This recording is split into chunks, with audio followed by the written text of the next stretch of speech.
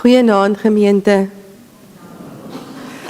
Wat 'n onverwagste eintlike motdrinkie wat ons beleef het hierso met die instap in die kerk en is heerlik om vanaand eintlik hier by mekaar te wees. Pinkster weer is mos veronderstel om koud te wees, want ons eet mos lekker sop na die tyd, so ek wil julle uitnooi weer om die erediens te laat voortgaan en dat ons heerlik saam sop en brood en melkkos daar na die tyd geniet. Ek vat elke keer my koppie sop en my melkkos, as my kos en my pudding. So dis heerlik, kom kuier saam met ons as jy nog nie het nie, moenie uitmis nie. En dan wil ek julle uitnooi ook om, ek het net vir ons dames, die 19de Junie, ons Vintage in June, dat julle nie daarvan vergeet nie. Kom kry julle kaartjies ook by die kerkkantoor. En dan is dit vir my wonderlik om vir julle so 'n stukkie weer van die Bybelgenootskap deur te kan gee rondom Bybelverspreiding en dit waarmee ons besig is. En spesifiek dan nou vandag die geletterdheidsprojek wat die Bybelgenootskap ook mee aan die gang is. En ek het al persoonlik met hierdie in my hand gestaan en met kinders gewerk rondom hierdie boekies wat hulle saamstel. En dit is verskriklik oulik. Hulle leer die kinders lees en skryf, maar uit Bybelstories en Bybelverhale en goedjies. En daar's nou al 3 doenboeke uit as ek reg is. Annemarie, as jy vir my die volgende skyfie sal gee. Die Bybelgenootskap het na deeglike navorsing Bybelgebaseerde geletterdheidsmateriaal ontwikkel om basiese lees- en skryfvaardighede te ontwikkel. Die 3 boekies, my eerste Bybeldoen en leerboek, my tweede Bybeldoen en leerboek en my derde Bybeldoen en leerboek is reeds in die 11 amptelike tale beskikbaar. Verskeie skole maak van die materiaal gebruik met die goedkeuring van grondslagfase afdelings van onderwysdepartemente. Dit word ook in die pre-primêre skole en selfs sonndagskole gebruik. Enige persoon wat kan lees, sal met die hulp van 'n handleiding en flitskaarte wat saam met die boekie voorsien word, ander kan help om die vaardighede te bemeester. Geskikte vennote, kerke, organisasies en individue help met die implementering van die projek. Die boekies word gratis beskikbaar gestel aan skole en groepe wat dit nie kan bekostig nie. Ons het baie daarmee gewerk in die Noord-Kaap waar ons met kleuterskole en met kinders gewerk het. Dis regtig die lekkerste hulpmiddel om in jou hand te hê en ons as gemeente wat bydra tot die Bybelgenootskap maak dit vir hulle moontlik om hierdie boekies daar te kan stel om van kleins af in kinders se lewens in te bou rondom die woord. En dan sommer net om vir julle 'n idee te gee, ons het met ons deurkollekte sover kan ons 362 evangelies versprei, die evangelie van Johannes en 45 volle uitreik Bybels. So baie dankie vir elkeen se bydrae wat hulle sover gehad het. Ek dink ek het nou verkeerd omgetik, is 54 volle evangelie Bybels. Ek sal net gaan seker maak daaroor en vir julle môre net die regte getal gee. Maar baie dankie vir julle bydrae wat dit moontlik maak dat die evangelie, dat die woord van God ook op so 'n manier kan versprei. Wanneer ons dan nou hier by mekaar is ons hier om een rede en dit is om saam vir God te kom ontdek. Saam by hom te kom stil word en meer van hom te kom leer en ons doen dit op hierdie stadium vanuit die verhaal van Moses uit. En ek wil vra dat jy bewus raak vanaand van die mense wat links en regs en voor en agter jou sit met die wete dat hulle met dieselfde behoefte as jy vanaand hier sit. En mag julle op 'n manier saam in hierdie ruimte waar ons is vanaand die Here ontmoet. Kom ons draai na mekaar toe en ons sê vir mekaar goeienaand en ons nooi mekaar in om te luister na dit wat die Here vir ons vanaand wil sê.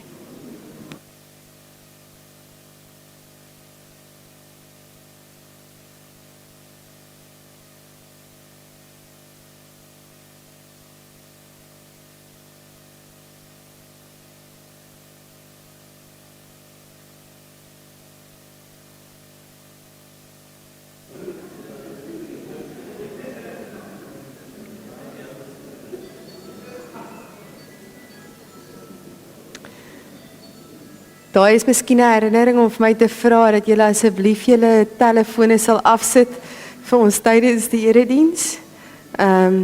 Dat dit ons nie steur nie. Nou twyfel ek of myne af is. Wat ek gou seker maak. As myne lei, gaan ek net sê dis die Here ek moet antwoord. Ja, ek het myne som op flight mode gesit, so hy is af. As hy. Ek wil julle vanaand herinner aan Jeremia 29 vers 13 en 14. Wat ons kom herinner daaraan dat God vir ons sê, as jy my soek, sal jy my vind. As julle met alles in julle na my soek, sal julle by my uitkom. Julle sal julle doel bereik deurdat ek die taal van julle hart sal verstaan. Ek verstaan wat julle graag wil hê. Ek sal sorg dat julle nie langer as gevangenes in 'n ander land sal bly nie. Ek sal julle wegvat tussen al die nasies waar julle nou is. Dit is so dat ek die rede is dat julle daar in die vreemde sit. Maar ek sal julle na my eie land, na julle eie land toe terugbring, sê die Here. Kom ons staan en dan sing ons die lied. Ek soek U my God, as 'n smagtingsgebed om te sê, Here, ek wil U ken, ek wil U soek, ek wil nader aan U kom. En ek wil vra terwyl ons dit sing, as daar iemand is wat vir ons die kers wil kom aansteek vanaand, om ons te herinner aan God se teenwoordigheid, dan is jy welkom.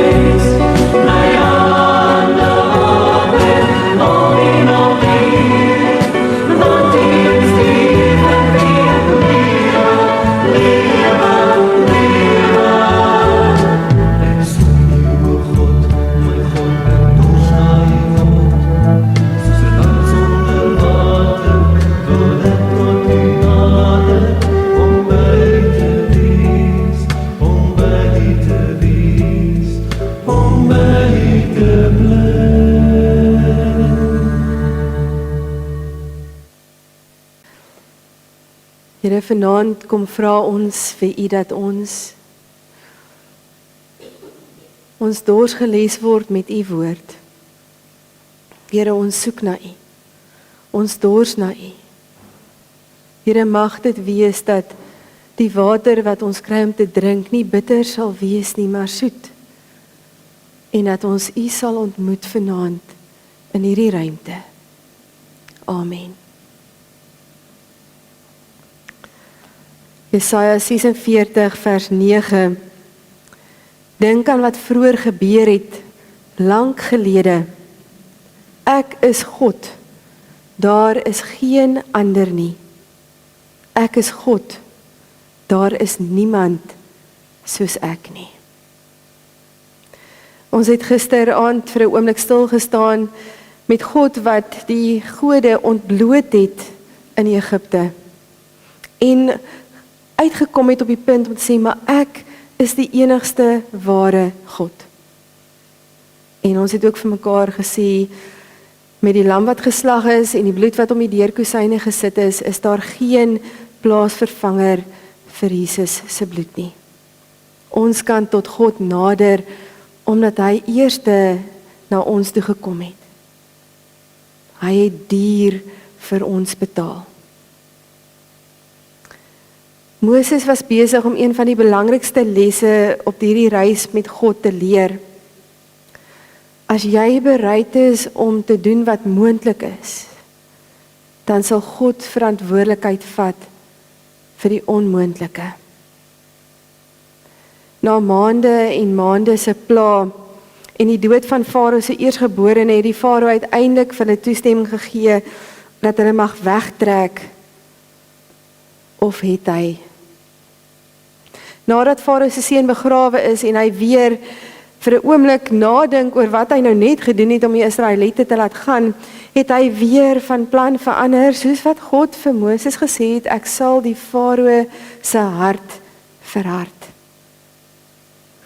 En hy het besluit die Israeliete moet terugkom. En hy het baie vinnig sy weermag bymekaar getrek, 600 strydwaans met die beste soldate om dit te bestuur, en hy het hulle agter die Israeliete aangestuur. Hierdie skerp kontras van hierdie sterk weermag wat op Israel afpyl en hulle wat eintlik weerloos met geen wapens by hulle, hulpeloos in die teenwoordigheid van hierdie weermag is. En soos wat die Farao nader gekom het die angs van die Israeliete meer geword en hulle kon die strydwaans en die stofwolk sien en hulle het verraai gevoel en hulle het na God geroep sonder dat hulle eintlik eers gedink het dat God sal antwoord. En hulle het hierdie vrees wat hulle in hulle gehad het op Moses uitgehaal. Vrees het hulle geheue verwrong. Hulle het vir Moses gesê, ons sou beter afgewees het as slawe in Egipte, as wat ons nou hier in die woestyn gaan sterf. Die stofwolk van die Egiptenare het verhoed dat die Israeliete die oorwinning van God kon raak sien. Maar God se getrouheid was nie onder daai stofwolk weggebêre nie. God het getrou gebly. Die situasie vra dat God buitengewoon moet ingryp. Ek is so dankbaar dat ek nie in Moses se skoene gestaan het nie. Die hele volk kwaad vir jou. Nou, ek weet nie of dit wat ek gelees het waar is nie, maar hulle praat van amper 2 miljoen mense. Om 2 miljoen mense se klagtes op jou skouers te dra. Mense wat vir jou sê, jy het ons nou in die verkeerde rigting gevat. Moses was in 'n hoek vasgekeer en verskoon dat ek hierdie woord gaan gebruik in Engels deur die diens, maar ek kan dit amper nie beter vertaal nie, maar hy was in 'n tight space. Hy was vasgedruk. Hy kon nie eintlik beweegruimte gehad van waarheen om te gaan nie. Wanneer ons in so 'n hoek vasgekeer word in ons eie lewe, is ons eerste reaksie dat ons 'n ontsnappingsroete soek. Ons probeer uitkom. So uitkoms is gewoonlik iets wat jou dieper in die moeilikheid kan kry, maar op daardie stadium lyk dit dalk na die enigste uitkoms wat jy het. Ons vat die eerste beste uitkoms eerder as om op God te vertrou. Daar is gewoonlik 'n paar roetes uit 'n moeilike situasie uit. Maar sommige van hulle is dodelike ontsnappingsroetes.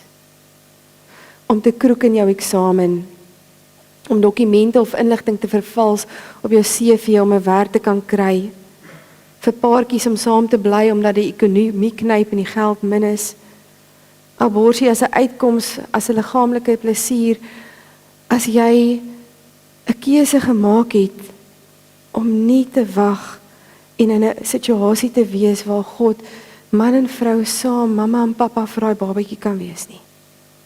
Geld onder deur die tafel stoot om daai kontrak te kry wat jou besigheid gaan maak of breek. Daar is soveel voorbeelde van ontsnappingroetes wanneer jy met jou rug teen die muur staan, maar hierdie ontsnappingsroetes druk jou eintlik net moeiliker in die situasie in. Moses het homself in hierdie moeilike situasie bevind, maar gelukkig het hy besef dat sy enigste uitkoms is om vir God te vra, help.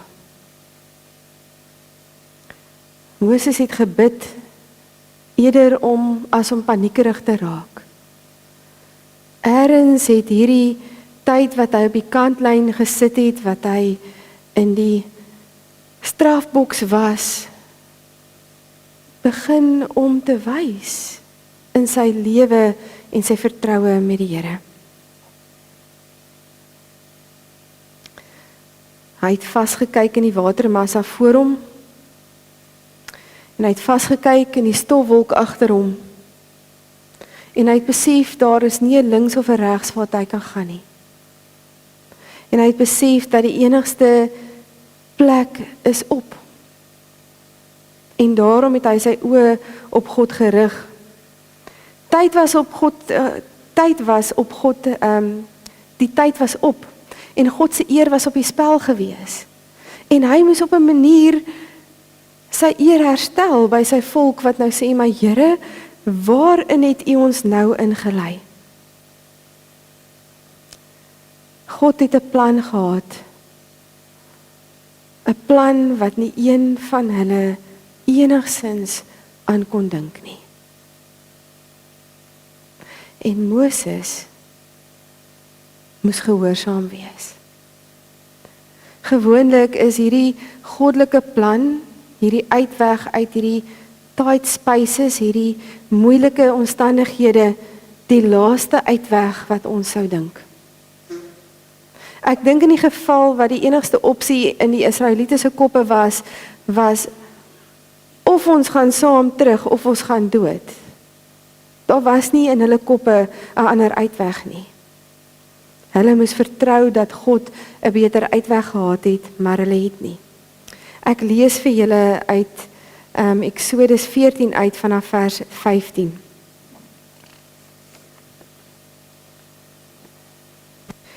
Toe die Here vir Moses gesê, waarom roep julle so benoud na my? Sê vir die Israeliete, hulle moet verder trek, en jy lig jou kierie op en steek jou hand uit oor die see, en kloof dit oop, sodat die Israeliete op droë grond kan deurgaan. Ek sal die Egiptenaars so koppig maak, dat hulle die Israeliete sal agtervolg.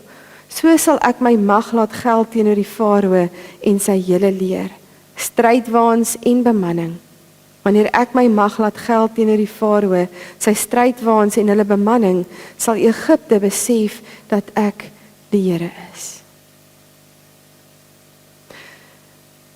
Nou daar's baie teorieë en mense wat sê dat eintlik was die water nie so diep gewees nie. Eintlik is daar sekere tye van die jaar wat jy daardeur sou kon beweeg. Maar dan het daar 'n nog groter wonderwerk gebeur as die Here 600 soldate op hulle strydwaans kon verdrink in kniehoogte water. God wou hê dat sy volk moes 'n goeie nag slaap inkry voordat hulle die volgende dag sou verder trek. Ek lees vanaf vers 19 af verder. Die engel van God wat altyd voor die Israeliete uitbeweeg het terwyl hulle getrek het, het nou agter hulle plek ingeneem.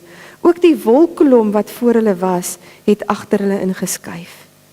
Tussen die Egiptenaars en die Israeliete, aan die Egiptenaars se kant was die wolk donker en aan die Israeliete se kant het dit die nag verlig. Die hele nag deur, het die twee groepe nie nader aan mekaar gekom nie. Die engel van die Here wat as gids op hierdie reis was, het vir 'n oomblik agter hulle kom inskuif as beskermer. Toe die situasie die situasie omroep na die onmoontlike, het God dit moontlik gemaak. Dit was nie nou tyd vir die Israeliete om te veg of te vlug nie. Hierdie was God se oomblik.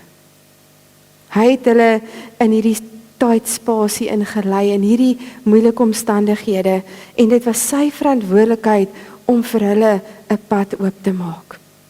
Ek lees verder vanaf vers 21 af.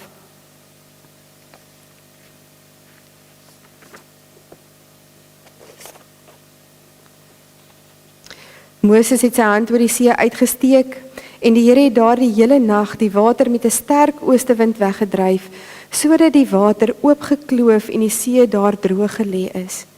Die Israeliete het op droë grond deur die see gegaan, en die water het weerskante van hulle soos 'n muur gestaan. Die Egiptenaars het hulle agterna gesit.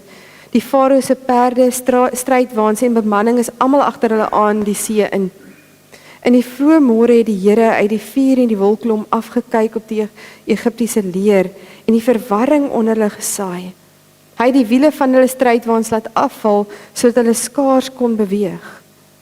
Toe sê die Egiptenaars, ons moet wegkom van die Israeliete af, want die Here veg vir hulle teen Egipte. Maar die Here het vir Moses gesê, steek jou hand uit oor die see, sodat die water oor die Egiptenaars, oor hulle strydwaans en bemanning kan stroom. Moses steek toe sy hand oor die see uit. Teen dagbreek het die see teruggestroom oor sy bodem en die Egiptenaars het hulle teen die water vasgevlug. Die Here het hulle deur die see laat meesleer. Toe die water terugstroom, was die strydwaans en die bemanning, die hele leermag van die Farao, wat agter die Israeliete aan die see in is, toe onder water. Daar het nie een van hulle oorgebly nie. Maar die Israeliete het op die droë grond deur die see gegaan, en die water het weerskante van hulle soos 'n muur gestaan. Die Here het Israel daardie dag gered van Egipte, en die Israeliete het die Egiptenaars dood op die strand sien lê. Toe Israel sien hoe kragtig die Here teen Egipte opgetree het, is hulle met ontzag vir hom vervul. Hulle het in die Here geglo en ook in Moses, sy dienaar. Wat beteken hierdie alles vir ons vandag? Ek weet nie of ons ooit vir God weer op so 'n dramatiese manier gaan sien of beleef soos hierdie water wat geskei het en die Israeliete wat deur hierdie muur van water kon geloop het nie. Maar hy werk net so getrou onder ons vandag soos wat hy met sy volk gewerk het in die geskiedenis. Hy is die God van Abraham, Isak en Jakob en ook van jou en van my. Hy is gister en vandag en môre dieselfde God op wie se beloftes ons kan staan. God lei ons soms in moeilike spasies, in tight spaces. In die geval van die Israeliete is dit baie duidelik. Hulle het net gegaan waar die wolkkolom hulle gelei het. Hulle het net gegaan waar Moses voorgestap het. Hulle was nie voor die Rooi See as gevolg van hulle eie toedoen nie. Hulle was nie met die Farao wat in hulle nek afblaas as gevolg van hulle eie toedoen nie. Hulle was op 'n baie moeilike plek waar geen uitkoms moontlik gelyk het nie. Om in moeilike omstandighede te leef beteken nie ons is buite God se wil nie. Net omdat jou belegging 'n verkeerde koers ingeslaan het of jy konflik by die werk of in jou huwelik het, beteken nie dat God jou lei waar jy nou is nie. Jy word gelei deur God. Erwin Lutzer sê, the Lord sometimes leads us down a path filled with potholes, detours and barricades. He wants to see what is in our heart. He also wants to prove himself faithful. There are many tight places for us, but there are no tight places for him. There are many tight places for us, but there are no tight places for him.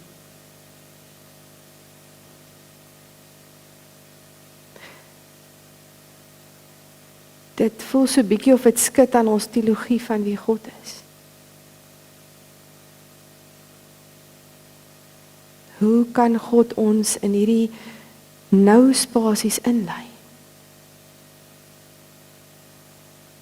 Maar wat as jy in daai tight space in jou lewe is as gevolg van jou eie keuses? As gevolg van jou eie doen en late? Soms is dit moeiliker om vir God te vertrou as jy weet dis as gevolg van jou eie skuld waar jy staan. Dis jou eie skuld dat jy met jou rug teen die muur is. Dis jou eie skuld dat jy uitgevang word, dat jy jou teks ontduik. Wat van die man of vrou wat jok oor die buiteegtelike verhouding wat hulle met hulle beste vriend het? Sommige kies die vooraanliggende uitkoms en probeer die maklike roete vat. Baie keer dink mense dat die roete uit hierdie moeilike omstandighede uit hulle lewe of die manier hoe hulle groot geword het of die plek waar hulle self op hierdie stadium bevind is alkohol, dwelms of om jou net los te gee vir enige iemand wat oor jou pad kom. Om te val van die een verhouding na die ander omdat jy wil hê iemand moet vir jou lief wees. Maar hierdie is die escape routes, die uitkomste wat jou eintlik net dieper en dieper in die moeilikheid indruk. Wanneer ons onsself in 'n moeilike spasie bevind wat ons self geskep het, is daar 'n baie belangrike ontdekking wat jy moet maak. In elke spasie staan God gereed om te help. God wil vir jou die weg wys. Hy wil hê jy moet hom vertrou. 1 Korintiërs 10 vers 13 sê vir ons, geen versoeking wat meer is as wat 'n mens kan weerstaan het julle oorval nie. God is getrou. Hy sal nie toelaat dat julle bo julle kragte versoek word nie. As die versoeking kom, sal hy ook die uitkoms gee, sodat julle dit kan weerstaan.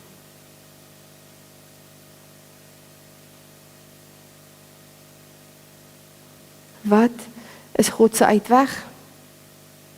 Hy gee vir ons die genade om te doen wat reg is. En hy gee vir ons die krag om te leef met die gevolge van ons besluite. Wat is God se uitweg? Hy gee vir ons die genade om te doen wat reg is. En die krag om te leef met die gevolge van ons besluite. Ons word nie uit die slegste situasie uitgeruk nie, maar God los ons nie alleen in daai situasie nie. Hy gaan saam met ons daardeur. Geen nie om in watter moeilike spasie jy jouself bevind nie, daar is altyd een regte besluit wat jy kan maak. Dit gaan nie maklik wees nie. Maar wanneer ons nie links of regs kan gaan nie, kan ons steeds soos Moses opkyk om die wysheid te vind wat ons nodig het om vorentoe te gaan. Maar hoe weet jy wat is die regte besluit om te maak? Dit is gewoonlik die moeilikste besluit. Dit is dalk om 'n sondige verhouding te breek. Dit is dalk om vir jou vrou of jou man jammer te sê oor hoe jy opgetree het. Dalk moet jy iets op die tafel sit wat jy al jare lank wegsteek, wat net jy van weet. Ons moet begin om ons gemors oor te gee aan God en vir sy leiding te vra. Dit is nooit te laat om die regte ding te doen nie. God se weg uit begin altyd by bereidheid om hom te vertrou, ten spyte van wat die koste sal wees. If you are standing at the banks of your own Red Sea, realize this: God is just as able to help you in a predicament of your own making as He is to help you in the predicament that He has led you into. Even our disobedience, properly speaking, does not tie God's hands. Even our disobedience does not tie God's hands. Dit gebeur dan ook dat wanneer ons op God vertrou en ons deur hierdie beproewing kom,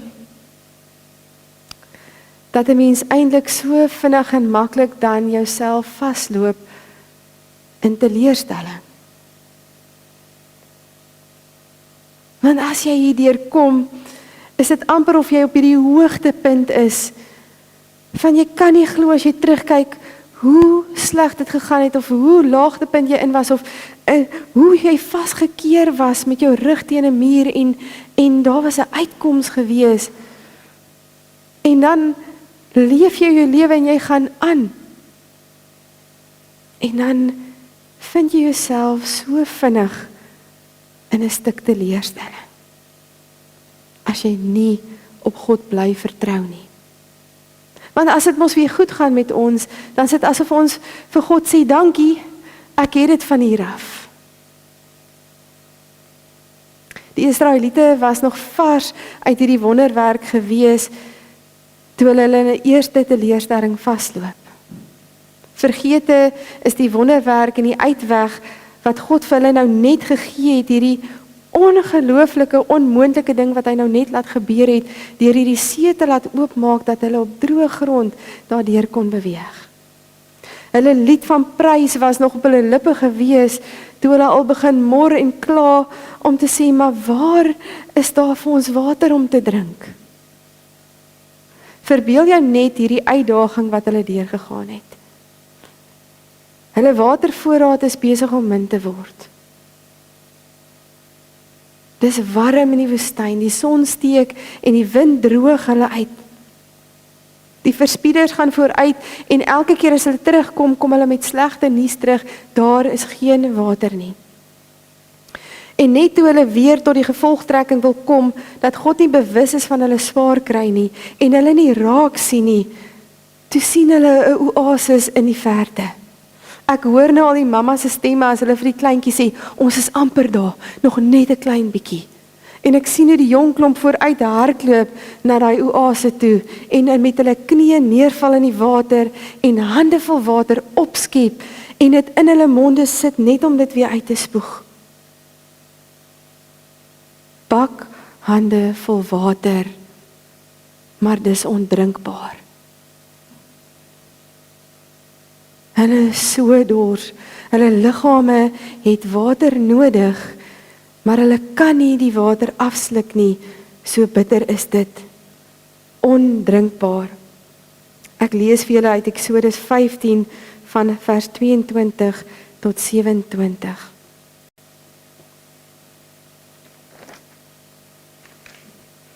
Moses het die Israeliete laat wegtrek van die Rietsee af, en hulle het na die Sirwoestyn toe gegaan.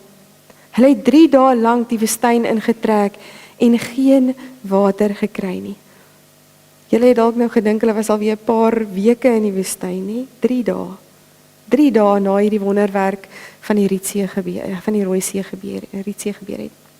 Toe hulle by Mara aankom, kon hulle nie die water drink nie, omdat dit bitter was. Daarom het hulle die plek Mara genoem. Die volk het by Moses gekla, wat moet ons drink? Hierdie was een van die groot toetse vir Israel. God wou sien wat hulle in hulle harte leef. En hierdie teleurstelling wat hulle ervaar toe hulle langs daai water kniel, ontbloot hulle karakter en hulle harte. Teleurstelling in ons lewe laat ons of nader aan die Here groei, of dit laat ons kla, dit maak ons kwaad, en dit gooi net nog petrol op ons vuur van ongeloof. Wie het die Israeliete na Mara toe gelei? Dit was God. Hy het vir hulle hierdie pad gewys.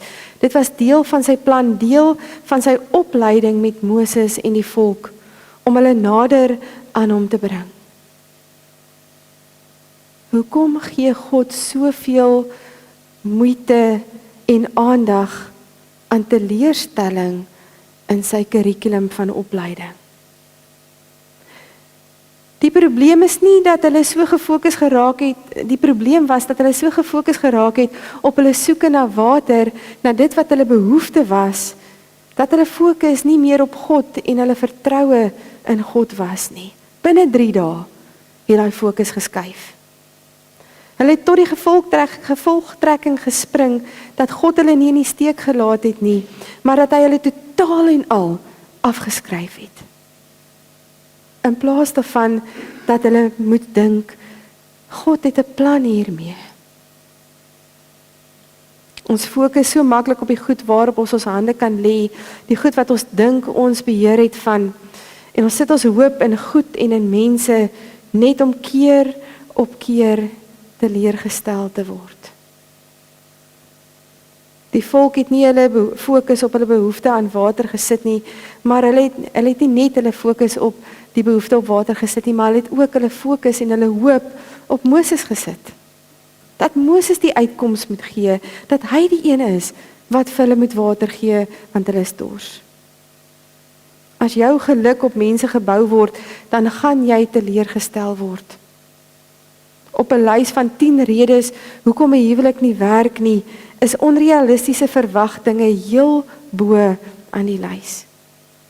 Mense verwag dat hulle maat vir hulle moet doen wat slegs God vir hulle kan doen om hulle gelukkig te maak. Maar of die volk in God vertrou het of nie, Moses het. Die volk beleef teleurstelling in mense, in Moses. Hulle beleef teleurstelling in hulle omstandighede, die water wat bitter is, en hulle beleef teleurstelling teenoor God. God wat hulle al klaar afgeskryf het en al klaar weer van hulle vergeet het. Maar Moses is nie teleurgesteld in God nie. En sy geloof wys dit deur sy uitroep vanaf vers 25 af. Moses het die Here aangeroep en die Here het hom 'n stuk hout gewys. Hy het dit toe in die water gegooi en die water het soet geword. Daar het die Here die volk op die proef gestel en daar het hy vir hulle 'n vaste reël neergelê. Hy het vir hulle gesê: "Julle moet goed luister na wat ek, die Here julle God, sê. Julle moet doen wat reg is in my oë. Gehoor gee aan my gebooie en alles doen wat ek vir julle voorskryf. Dan sal ek geen een van die siektes waarmee ek Egipte getref het oor julle bring nie.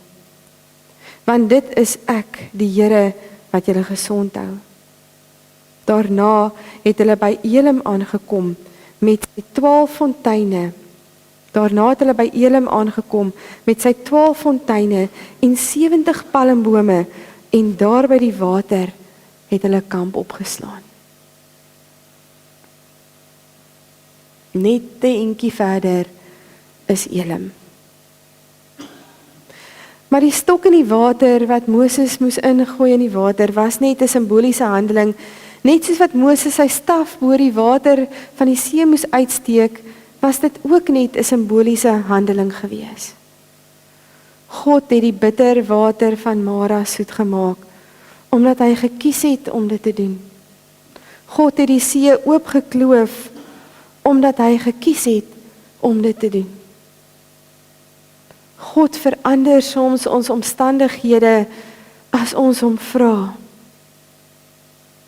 Daardie bevordering wat jy nie ontvang het nie, verander dalk jou siening as jy besef dat daar iets anderster in God se plan was vir jou.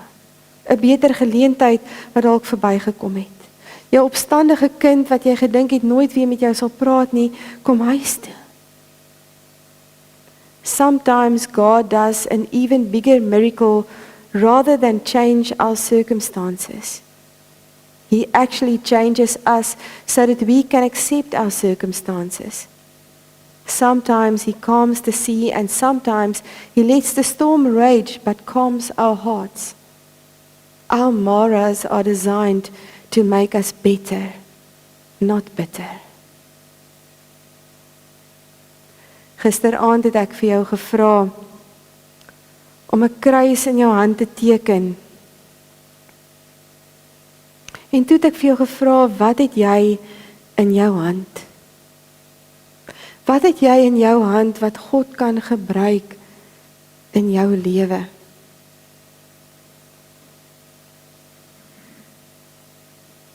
En dit is Jesus Christus wat gesterf het vir jou aan die kruis. Net soos wat God die stok gebruik het om bitter water soet te maak, so wil Jesus die kruis gebruik om jou bitter in jou lewe soet te maak. Jesus se bloedoffer, die kruis, neem die bitter van die lewe weg. Neem die bitterheid van die lewe en maak dit weer soet. Eerstens word jou sondes vergewe. Reinig hy jou van alle ongeregtigheid. Nie net dit wat jy kan onthou nie. Nie net dit wat jy na die Here toe bring nie. Alle ongeregtigheid. En tweedens, kom God en hy kom maak jou weer heel. Psalm 147 vers 3 tot 4 sê, hy genees die gebrokenes van hart. Hy verbind hulle wonde. Hy besluit oor die getal van die sterre en hy gee aan elkeen 'n naam.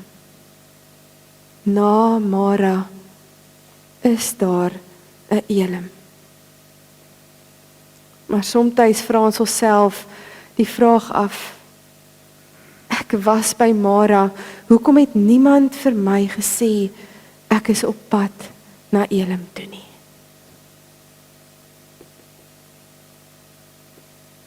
God bly getrou.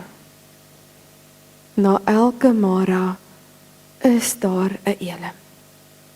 Of jy gekniel in die sand sit by jou Mara, of met jou tone aan die water raak van die see, vasgekeer, God wil hê, jy moet nader aan hom kom, sodat jy hom kan leer ken, sodat jy kan weet, soos wat Moses die staf in sy hand vasgehou het, net so hou God jou in sy hand vas. Hy het nie net die staf van Moses vasgehou nie, maar vir Moses self. Die mag het nie in die staf gelê nie. Dit het nie in die stok wat in die water moes gegooi word gelê nie. Dit het ook nie in Moses gelê nie. Maar in God se hande wat beide vasgehou het. Elke situasie wat uit ons hande uitvoel, is in God se hande. Gee nie om hoe diep die water of hoe hoog die berge is of hoe bitter die water is nie. God staan saam met jou by die oewer van jou see. Hy buig saam met jou by die bitter water van Mara. Luister na hierdie volgende lied. This world can't give me peace inside. No love, no hope, no place to hide.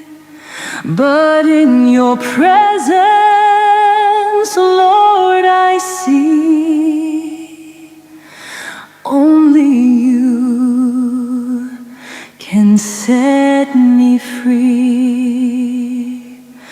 Only Jesus, my heart will sing. You're my shelter, my everything. No one else, no man can save. Jesus lives, his love remains.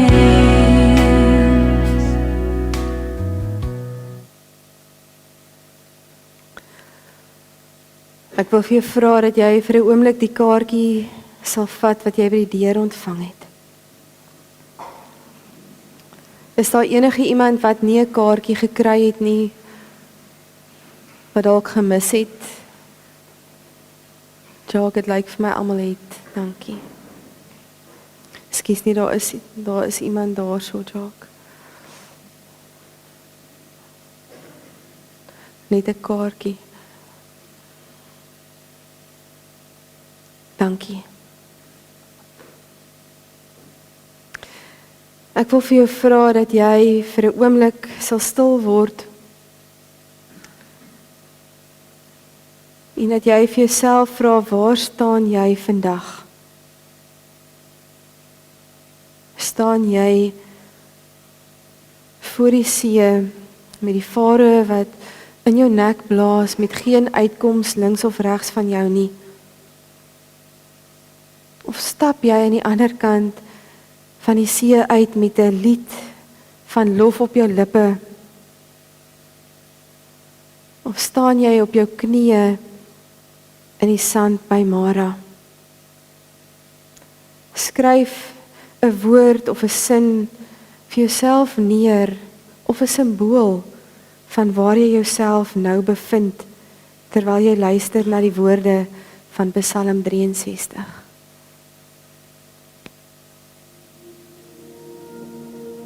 God, you're my God, and earnestly I seek you.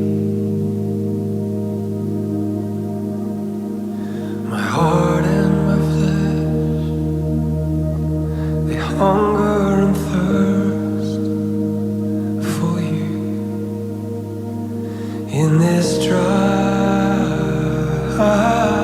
and weary land, I've come to worship,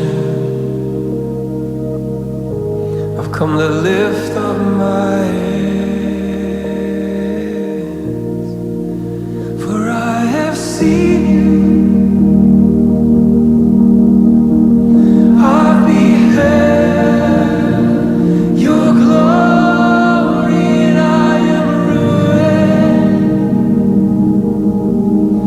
for there is none to compare, and I long to know you, and the depths of your love that always leaves me,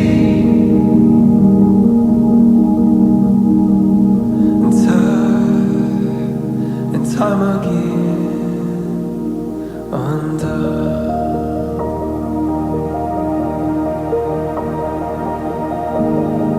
Always, always.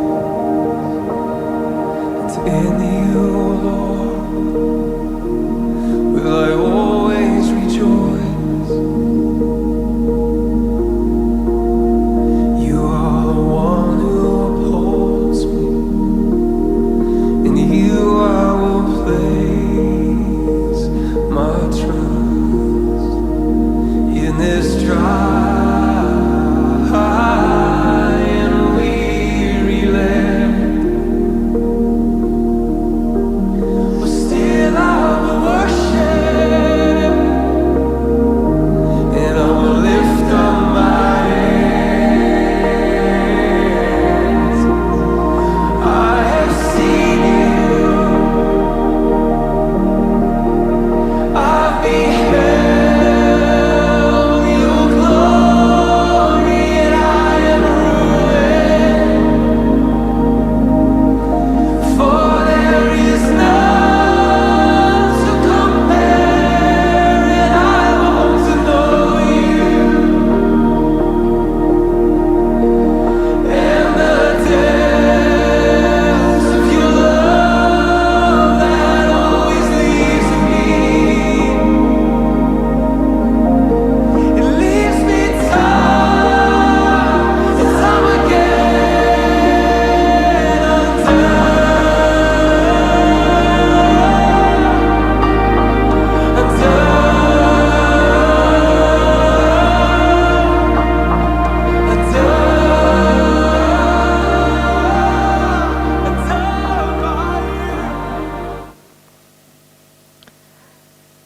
Ek wil jou uitnooi om dit wat jy geskryf het simbolies aan die brandende bos kom hang vanaand. Om dit in God se teenwoordigheid te kom sit en te los as jy uitstap. Reg oor die kerk is hierso boompies geplaas hier voor en agter waar jy dit kan toevou wat jy vanaand geskryf het. Niemand gaan weet, dis jy nie. Daar's 'n gaatjie in die kaartjie, vou hom so toe dat die gaatjie net oop wys na boontoe. En kom hang jou kaartjie aan die boom as ons uitstap. Ek wil afsluit met hierdie gebed. Die reis saam met U.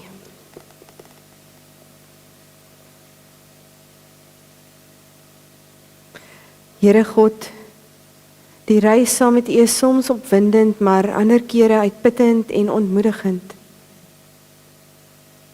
Daarom kom ek nou na U om nuwe krag te vra. Fisiek, emosioneel en geestelik. Here, U manier van doen is onverklaarbaar. Partykeer misluk ek so klaaglik en U keer dit nie. Ander kere is U beskerming en hulp weer so asemrowend. Ek leer so stadig dat U wees soveel anderste is as my beperkte maniere van dink en optree. Dankie dat U nogtans so geduldig en genade met my is. En so maklik vergewe.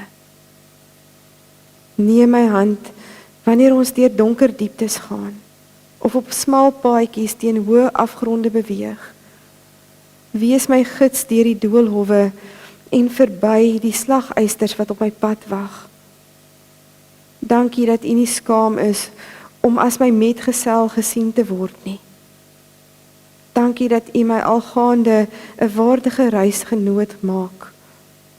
Ek wil nooit weer U sy verlaat nie. Lei my dag vir dag.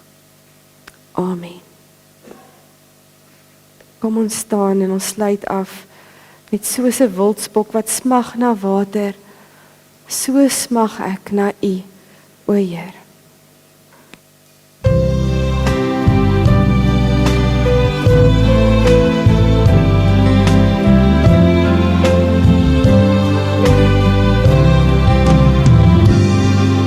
Soos 'n wildspok wat smag na water, smag my siel na U, o Heer. U alleen is my hart verlange en ek bring aan U die eer.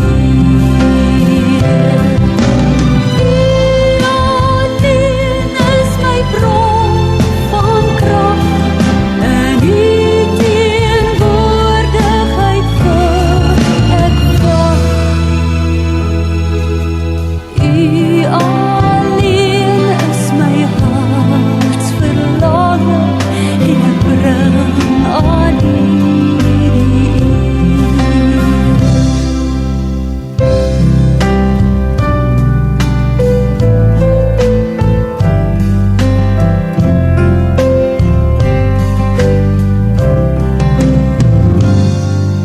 Soos 'n wildspok wat smag na water, smag my siel na U, o Heer.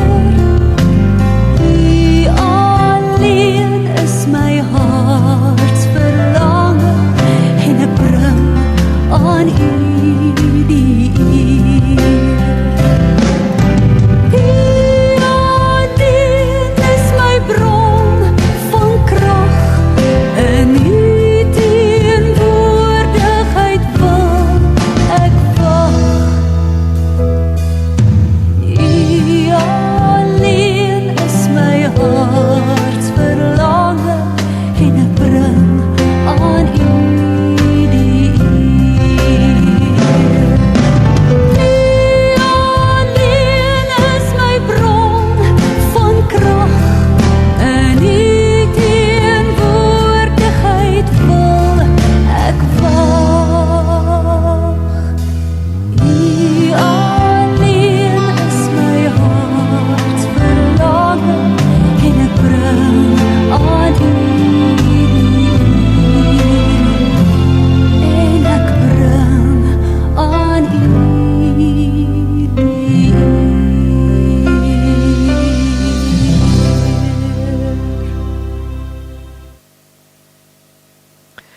Die kers wat ek nou gaan doodblaas is simbolies van God se teenwoordigheid wat saam met jou vanaand hier uitgaan.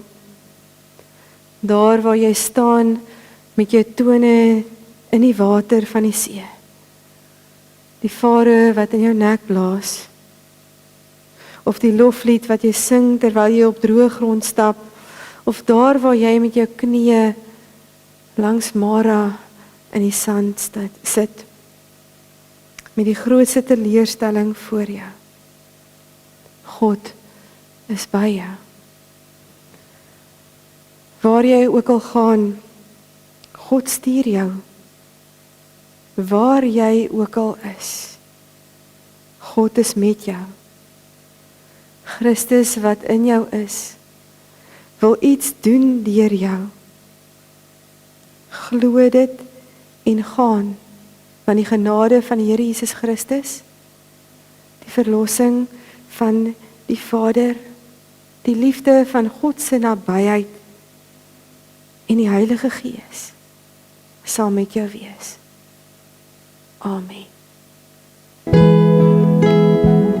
Laat dit so wees, Here, amen. Laat dit so wees, Here, amen. Heer, laat ons leef soos U leer, Here, amen. Laat dit so wees, Here,